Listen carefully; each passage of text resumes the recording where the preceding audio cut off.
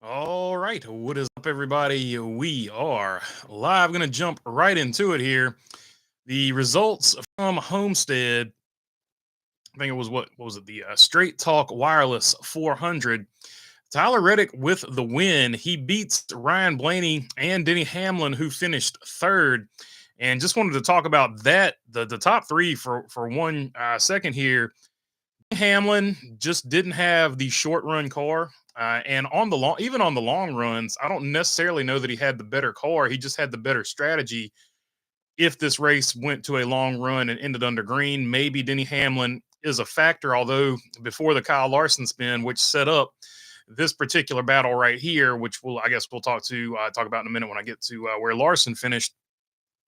But yeah, it was just a great finish overall, but I didn't think Denny Hamlin was going to win it. In fact, I thought it was probably going to be a Chase Elliott, Ryan Blaney finish, but Tyler Reddick surprised me there with those 2 or 3 lap older tires.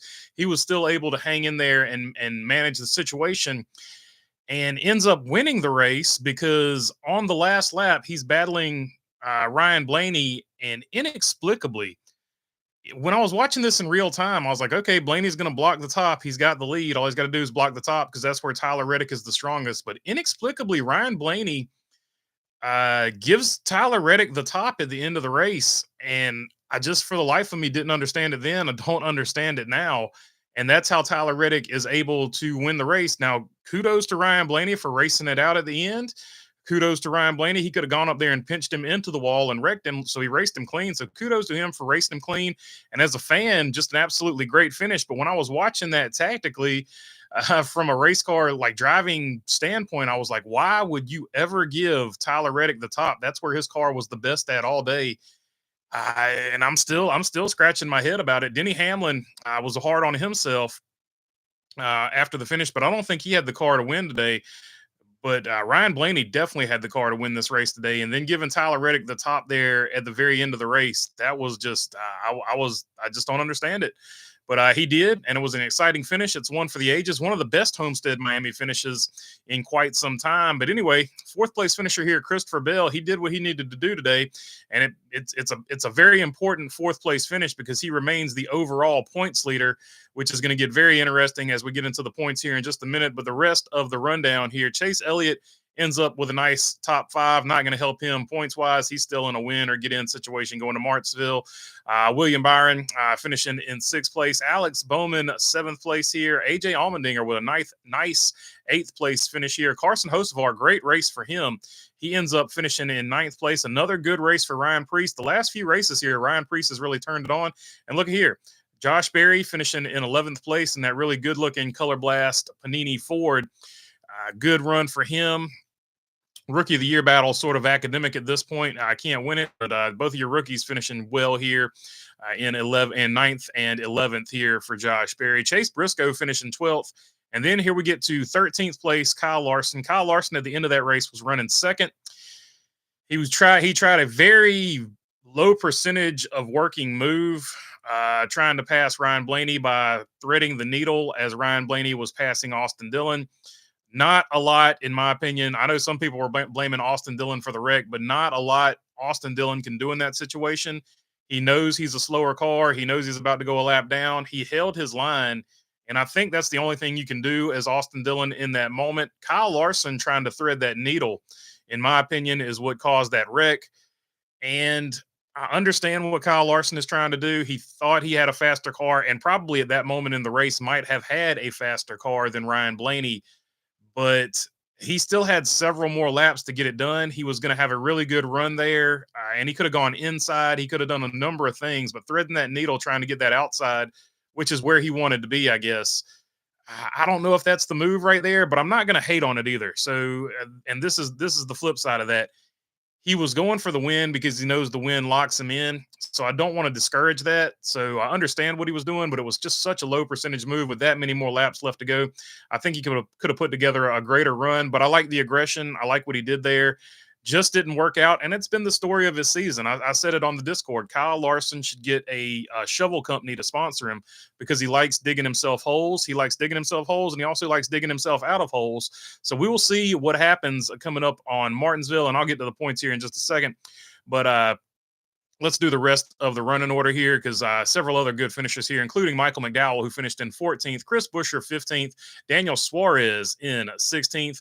The rest of your finishing order is going to be Daniel Suarez, Brad Keselowski, Bubba Wallace, Noah Gregson, Todd Gilliland, rounding out your top 20. 21 is going to be Ricky Stenhouse, 22, Eric Jones, 23, Martin Truex Jr., Harrison Burton, 24th, and Austin Dillon, 25th. 26 through 30 is going to be John Hunter Nemechek, Austin Cindric, Joey Logano, Daniel Hemrick, Zane Smith. And then 31 to last is going to be Kyle Busch, Kaz Grala, Ross Chastain, Justin Haley, Corey LaJoie, Ty Gibbs, Chad Fincham. And your winner on Earth 2, because he finished last on Earth 1, is going to be J.J. Yaley and the Urban Youth Chevrolet. They never really showed the accident on NBC. They just showed him limping around the track and eventually parking it. But J.J. Yaley gets, I guess, I don't know what happened. He got in some type of incident, and that ended his day, but he ends up finishing dead last. So that is where they finished. Now let's take a look at the standings, barring, somebody failing tech, which was a joke that was thrown out also in the Discord. Tyler Reddick wins for now, but is NASCAR going to tech him hard? Because obviously 2311 part of the lawsuit there. But right now, Tyler Reddick and Joey Logano locked in. Christopher Bell is going to be in on points because he is your points leader at plus 29. Nice healthy cushion here over William Byron, who is only plus 7 above the cut line. So William Byron, your last man in technically right now, but you got to worry about it going into Martinsville because all these guys below William Byron, and you got to worry about William Byron at Martinsville as well. Can't sleep on him. But Kyle Larson, he's won at Martinsville before. He's going to Martinsville. He needs to gain 7 points on his teammate, William Byron. We'll see if he's able to do that with some stage work and able to point his way in. But will it even matter? Because Denny Hamlin, who's really good at Martinsville, could win. I mentioned Kyle Larson could win. Ryan Blaney won last year to get in there. And Chase Elliott has also won at Martinsville before. So all 4 of these drivers really, really good at Martinsville and are capable of winning the race, including the 5th driver here who is currently not in, but has won at Martinsville before as well, in William Byron. And then you got Christopher Bell, who I think he's safe either way. So I'm just going to go ahead and pencil Christopher Bell in, barring complete catastrophe and disaster at Martinsville. Christopher Bell is in. He's just got to make all the laps. So you got Tyler Reddick, Joey Logano, Christopher Bell, and who's going to get that 4th spot? All of these guys have won here before from there on back. So it's just going to be an insane Martinsville race. And what happens is what happens. I don't know. But let's jump into the chat and see what you guys want to talk about, see what your thoughts are on the issue. Jamie Schweitzer saying Blaney was my call. I do have a poll question up. If you were Ryan Blaney, do you give Reddick the top lane on the last lap? And I was just curious to see like what you guys thought about it, because I know what I thought about it. And right now, you guys are sort of trending the way that I was thinking about it too. 89% saying no, 11% saying yes. 28 votes in right now. Get your vote in, because I am super curious to see just to see where everybody else stands on it. Because immediately when I saw that happen, I was just like, why would you give him the top? Just block him. Make him pass you where he's not good. Like, that was my thought process. But it is what it is at the end of the day. Ryan Blaney has a championship and I don't. So I mean, why am I second guessing him, right? Who am I? Blaney was my call. He was like Christopher Bell close to winning, says Jamie Schweitzer. Indeed, he did everything but win. I'll give him that. He had a fast car and he didn't put a wheel wrong until, in my opinion, the last lap. If only he went to the top there. Bummer, says Charlotte. Yeah, agreed. I just I can't wrap my head. Like, just watching it live, I was like, what are you doing? So I don't know. And then I was like, well, maybe he knows something I don't know. Maybe he's going to drive it in there deep, and then just did. And nope, the one who drove it in there deep was Tyler Reddick. Tyler Reddick went for it. So heck of a, like, when that door was open for Tyler Reddick took full advantage of it. So shout out to Tyler Reddick for getting it done, because he had a horrible playoff until this point, but now he's locked in. So he's ready to go. Like, that's just the madness of the playoffs. Let's see. What's up in between the lanes? Good to see you on here, my friend. 45 deserves to be in the Final Four, says OJ and Toothpaste. I don't disagree. He won the regular season. He's had a horrible playoffs. Not necessarily all of it his fault. He's had some speed at times, a lot of speed a lot of times, but they've just had horrible luck in the playoffs, a terrible playoffs. But yeah, regular season winner. He was my pick before the playoffs started to win the whole thing. And he just had a terrible playoffs, but now that he's locked in, I might have to switch that pick back. Like, it is what it is. And we also, just to throw it out there, there's a chance that no Chevrolet makes the Final Four. Hendrick fans will riot if that happens. I'm pretty sure. I'm joking, but only halfway. Did the spotter fall asleep as well for Blaney? Says Thomas Haywood. I don't know. I don't know if you can put that on the spotter or not. That was just I don't know what happened, but whoever made that call, I I'd like to hear their rationale for making that call. Hamlin made it interesting toward the end, says in between the lanes. Yeah, for a guy who really didn't have the car, like he just didn't have the speed, in my opinion, overall. Denny Hamlin gave about as valiant an effort as you could give with a car like that. Larson can't believe the stupid move he made, says Robert Key. If I was Larson, I couldn't believe it either. But I mean, just crazy, just crazy. Larson was trying all he could. Stuff happens. I'll still be behind him no matter what, says OJ and Toothpaste. Yeah, I'm with him too. I don't think anybody's like questioning why he did what he did. They're just questioning why he did it right then. Like if it's the last lap, I can 100% understand that move. But when you've got several laps where you can still work the guy and you look like you had a faster car at that moment in the race, maybe just pick another lap. But it is what it is. That's what makes Kyle Larson great to watch. You never know when he's going to do something incredibly brilliant or when he's going to do something incredibly not brilliant. We'll put it that way. Go Reddick, your boy, says Gloctopus. The Gloctopus pretty fired up over the Reddick win. And it was a great finish. I don't want to take anything away from Reddick or anybody. Like, it was a great finish, like an awesome race to watch from a fan standpoint. I was just strategy-wise. I was like, if you're Blaney, why would you give him the top? But it is what it is. I know I wanted Blaney to win. Reddick probably was wide open and stuck it. Go do it again at Martinsville, Ryan, says Miguel. So, yeah, Ryan Blaney, he could do the back-to-back at Martinsville. And he's probably going to need to if he wants to advance to the next round. Larson runs out of talent multiple times, says Glock. I don't know about multiple times, but he definitely, the first time he blew a tire. So I don't think there was too much he could have done about that. But yeah, ill-conceived move trying to thread the needle there between Reddick and Blaney. Looks like the two Ty Gibbs incidents, says GZ Treasy. Yeah, so Ty Gibbs, he was on a personal I can't say that on what he was on a personal mission to take out all of the Spire current, past, and present drivers as he took a hit on the 7 car of Justin Haley, and then not even maybe 10 or 15 laps later, he goes and Corey LaJoy loses it, and he goes and hammers the back of the 51 car, the former Spire driver, and that's apparently is what messed up the transmission there. So yeah, Ty Gibbs on a personal mission against the Spire traded drivers, and I didn't look at that. Who finished better of the Spire gang or of the trade here? Corey LaJoy. Oh, it was close. Close. Corey LaJoy 35th, Justin Haley 34th. So this round goes to Justin Haley in the trade, although neither driver getting the finish they wanted there. Which Hendrick cars won't make the final 4, BB? Possibly all of them, said Jamie Schweitzer. I don't know. If you had to look at it right now, who is the better Hendrick driver? Because there's a real possibility that Denny Hamlin wins the Martinsville race, right? He's really good there historically. So, or Ryan Blaney, or just not a Hendrick car wins the Martinsville race, and I don't think anybody's catching Christopher Bell in points, barring a absolute disaster over there on the 20 camp. So flip a coin, because all 3 Hendrick cars have won there before. Historically, Hendrick is amazing at Martinsville. There's no doubt about that. So there is an opportunity where all of the Hendrick cars miss the final 4. So I don't know. Larson is his own worst enemy, says PC Gone Rogue. I agree, 100%. Dang, Chase Elliott was doing good, and then things just went south, says Glenn Park. Yeah, Chase Elliott's another one. I don't think he had the overall speed to win today, but he was doing everything he could to put himself in position, and just came up a little bit short. Woohoo, I'm still alive and put a ticket on my age, and we win, says John Forrester. I feel sick for Blaney. Wanted him to win so bad, says Michael F. Yeah. I thought he had it wrapped up. I really thought he was going to block the top line at the end, and he just, I don't know, just didn't. I don't know. Yeah, it's a bad win. I think he's still in shock that he lost that race, because I think he thought he drove it in there deep enough that Reddick couldn't have made the move he made. Caution, lap 1, says in between the lanes. Indeed.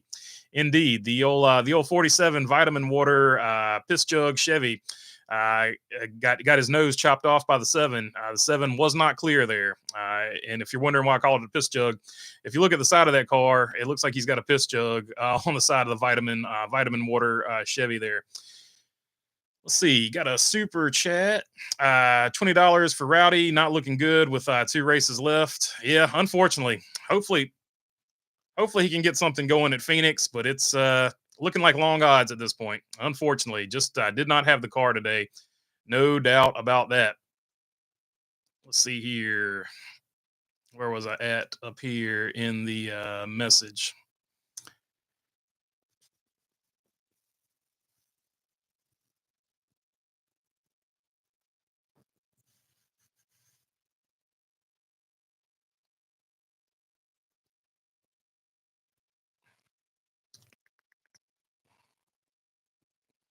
I wanted the town of Mayetta, New Jersey, to win this race. Says in between the lanes. Yeah, Martin Truex had a pretty good run going. I can't remember off the top of my head where he finished, but he was running top 10 for most of the race. I think Blaney was just worried about the 11. Says Duke Chronic. Yeah, which once again I don't understand because Denny Hamlin just did not have the speed. You should have been worried about the 45, but it is what it is. He knows why he did what he did. I couldn't believe he left him the top lane at the end there. They're going to find some BS reason to disqualify Reddick. You watch, says CJ Odell. Yeah, so we were talking about that in the Discord, and yeah, so you could see NASCAR getting petty, and this is what I was talking about. Because of the lawsuit, you could see NASCAR just tearing that car all the way apart and just not having, just finding something wrong with it on purpose. And it is what it is. So we'll see what happens. I don't think they'll do it, but we'll see. I've been wrong before. Who was the last driver to win the regular season plus the playoffs? Says Sir Wood Rooster. I think it was Kyle Larson, if I'm not mistaken. I think Kyle Larson was the last one to do it, but I'm not 100% sure. Best scheme of the day, BB says OJ and toothpaste. I kind of liked Josh Berry's. I'm going to lean toward Josh Berry for right now. I think that was probably the best one, but we'll have to see as we move through here. I think Josh Berry probably had the best one. I had a good run in it as well. The Chili's car was pretty good too, though. So probably those would be my top two off the top of my head. Larson in 2021. So there you go. Larson in 2021. He was the last one to do it. Blaney takes the top in the last turn. Does he win? 100%, because I don't think Tyler Reddick could make the bottom work as good as he made the top work. I want to be something if Denny and Reddick are in the final four, the owner and the team that is involved in the lawsuit. That would be crazy. That would be crazy. So you would have that angle. You would also have all the Chevrolet fans who would be talking pure trash about the playoffs. It would all of a sudden the playoffs would be the worst thing of all time, which not that they aren't already, at least in its current configuration, but sort of is what it is. The Cows let us down today, but that was fun as heck watching them, says James Burns. Indeed. Didn't Reddick receive a little arrow push from the 11 to help him with that win, says Brickyard Brickhead? Maybe. Let's see. Larson can still point his way in, says Duke Chronic. No doubt about it. So yeah, he just needs to work on his stage points there for sure. Kyle Busch is out of chances to win this season, says like he can still win in Phoenix, so he's not out. He's just got one more to get it done. Could half pay attention to so I didn't see the points after the finish. What do things look like? Yeah, so the points rundown looks like this. William Byron is the last one in at +7. Christopher Bell +29 is third. So Christopher Bell pretty much safe. Christopher Bell pretty much going to transfer. Then Joey Logano and Tyler Reddick are going to transfer. But your boy Willie B is at +7. -7 is Larson. -18 is Denny Hamlin. -38 is Blaney. -43 is Chase Elliott. So right now, Kyle Larson and Denny Hamlin realistically could point their way in, but you got to worry about Chase Elliott and Ryan Blaney winning. You also got to worry about Kyle Larson winning. You also got to worry about Denny Hamlin winning and William Byron winning. Christopher Bell also can win, and so can Tyler Reddick and Joey Logano, but that really wouldn't affect anything. So that's why I'm not mentioning them, because Christopher Bell is pretty much locked in as it stands, with barring catastrophe. So I think all these drivers from William Byron, Kyle Larson, Denny Hamlin, Ryan Blaney, Chase Elliott, they all got to look at this next race as a win or go home situation. Kyle Busch is out of chances to win this season. Blaney flat out choked, says dude, too. Maybe. We'll have to see. Bell pit crew is still a risk, says Joseph Wooten.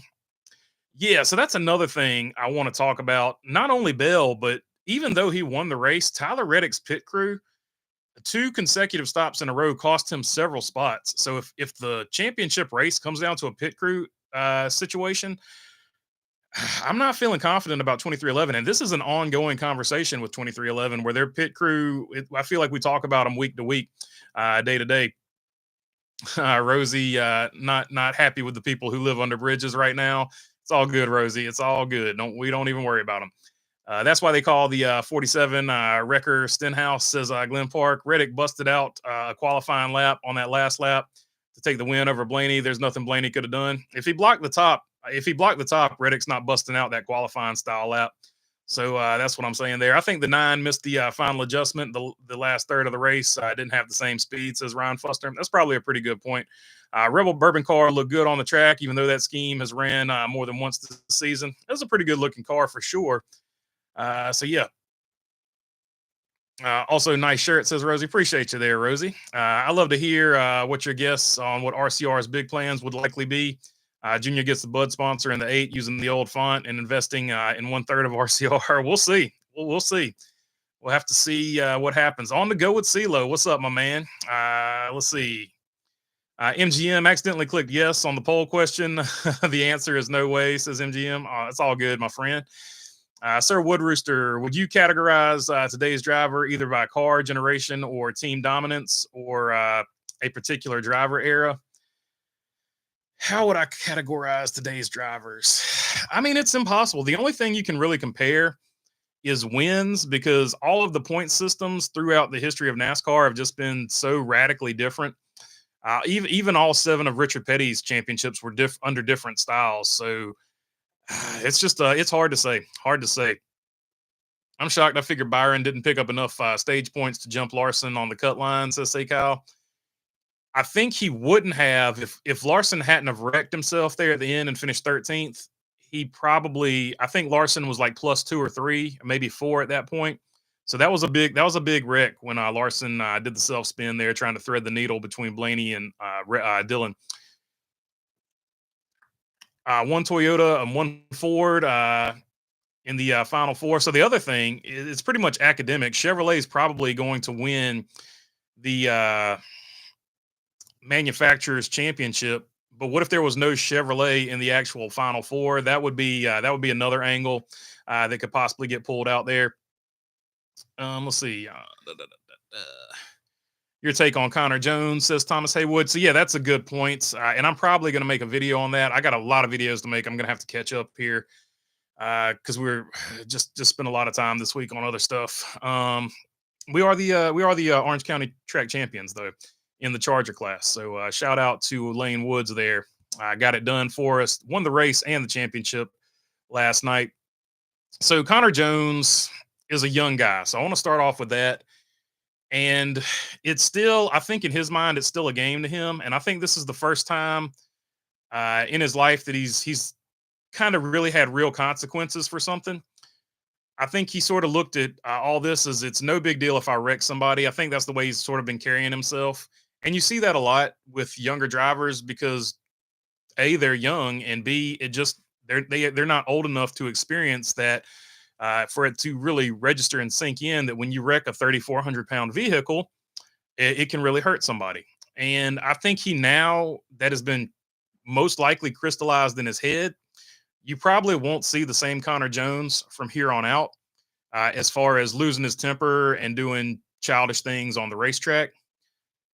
That being said, he's now going to have an uphill battle on public image for the rest of his career because regardless of him being young and not really understanding that this is serious when you wreck somebody, especially at a mile and a half where you carry that much speed, not a lot of people are going to think about that. They're just going to be like, that is the jerk who wrecked Matt Mills and injured him. So that's going to be the stigma that he has to fight against for the rest of his career.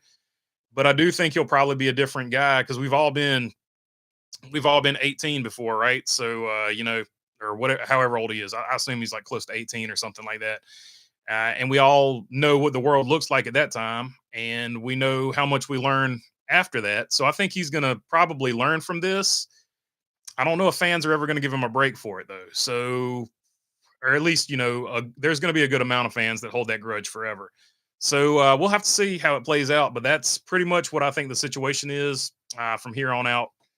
Broadcast said Hamlin's Mavis scheme blended in with the wall at Homestead Miami Speedway. Yep, sort of the teal green, mint green, whatever you want to call it. Wow, what a thrilling high stakes finish, says Tommy Dubs. It was a great finish for sure. Ryan Spotter got stung by a bee coming into the last turn, says like this, like, yeah. So the bees everywhere. They were swarming for sure. Walter Flair saying today's driver category, young and boring, personality wise, says Walter Flair. Part of that has to do with the corporate aspect of it. So I'm not going to say the drivers are boring. They're just not allowed to actually be their actual selves. And going back to the swarm, obviously, if you didn't see it on the broadcast, there were bees on the spotter stand. They were actually swarming the spotter stand. All 7 of Petty's championships were won because he was the best every race. With this car,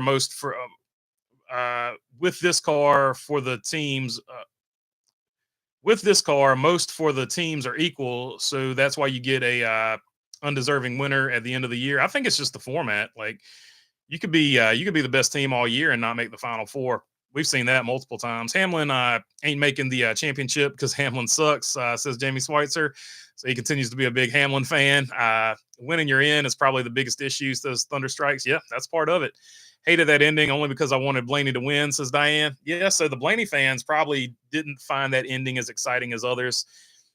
My early predictions: Chase Elliott wins Martinsville. Denny Hamlin, Rex takes Bell, and Byron is racing for a championship, says Joseph Wooten. So there you go. Joseph Wooten making his call early on. You going to Phoenix by chance, says Tommy Dubs. Not this year. Not this year. Not going to make it out there. Woohoo. Congrats to all, says Rosie. I think about you every night, says Smokey the Bandit. Let's see. Congratulations, BB champion, says Jamie Schweitzer. Appreciate you there, Jamie Schweitzer. I don't see the Final Four without Larson, says MGM. And the Jets 2-6 play the Texans on a Halloween night. Never easy being a Jets fan. It is, in fact, never easy being a Jets fan. I will agree with you there. What's poll question at right now? 87% right now. 87% saying no, they would not have given Tyler Reddick the top lane with 62 votes in as it stands right now. And looks like we've reached the end of the chat. So enjoy your night game here for the NFL or whatever you're going to do with your free time. And I'll start working on the video for tomorrow. And until then, peace.